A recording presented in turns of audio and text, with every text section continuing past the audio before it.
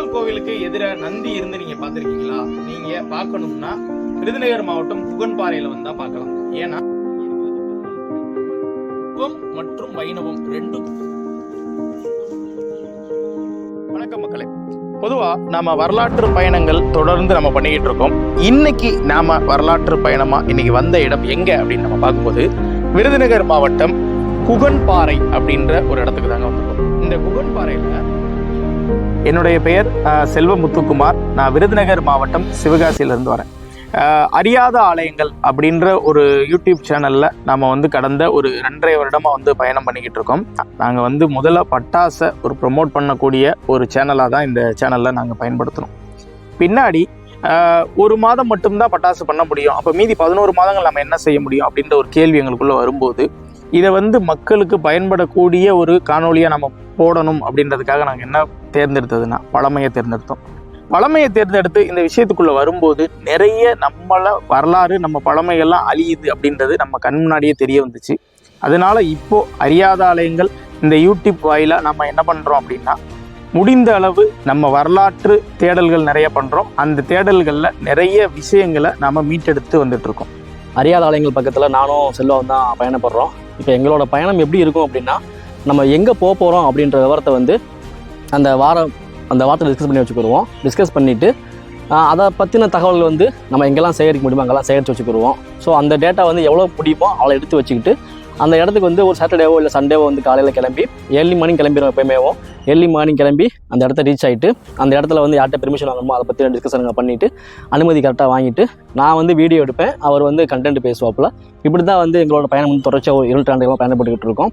இதில் போகும்போது பார்த்திங்கன்னா நிறையா ஸ்ட்ரகிள்ஸ் இருக்குது. அது போகும்போது ட்ராவலில் பிரச்சனை, ஊரில் பிரச்சனை, இந்த மாதிரி ஒவ்வொரு வீடியோ போடும்போது பார்த்திங்க அப்படின்னா ஏகப்பட்ட பிரச்சனைகள் வரதான் செய்யும். ஸோ அதெல்லாம் நம்ம ஃபேஸ் பண்ணி தான் ஒரு 2 ஆண்டு காலம் பயணப்பட்டுக்கிட்டு இருக்கோம். பக்கத்துலேயே பார்த்தீங்கன்னா நம்ம காளி, அந்த குற்றவை காளி இந்த மாதிரி பேர்களில் வழங்கக்கூடிய ஒரு சுவாமியோட திருமேனி இருக்குது. வேலை பார்த்து பொதுவாக இந்த மாதிரி வரலாற்று இடங்களுக்கு நாங்கள் போகும்போது அங்கே உள்ள தகவல்கள்லாம் எங்களுக்கு எப்படி கிடைக்குது அப்படின்ற ஒரு கேள்வி உங்களுக்கு வரலாம். அதாவது ஏற்கனவே அந்த வரலாற்று தகவல்கள்லாம் நம்ம கிட்டக்க இருக்குங்க. எப்படி இருக்கும் அப்படின்னா, நம்ம விருதுநகர் மாவட்டம் அப்படின்னு எடுத்துக்கிட்டோம்னா இங்கே இருக்கிற ஆய்வாளர்கள் எழுதிய புத்தகங்கள், அவங்க கொடுத்த அந்த கல்வெட்டு செய்திகளை வைத்து நம்ம அந்த தகவல்களை பதிவிடுவோம்.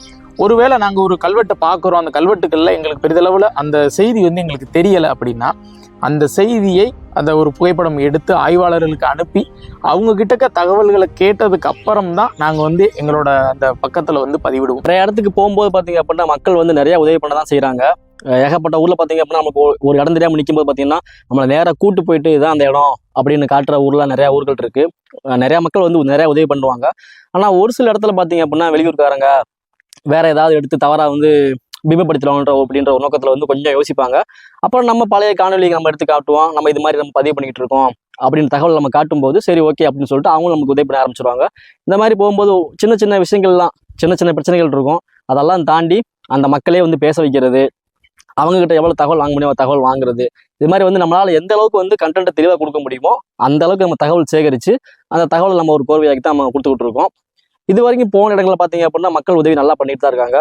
ஸோ அதே மாதிரி தான் இது வரைக்கும் நம்ம பயணப்பட்டுக்கிட்டு இருக்கோம்.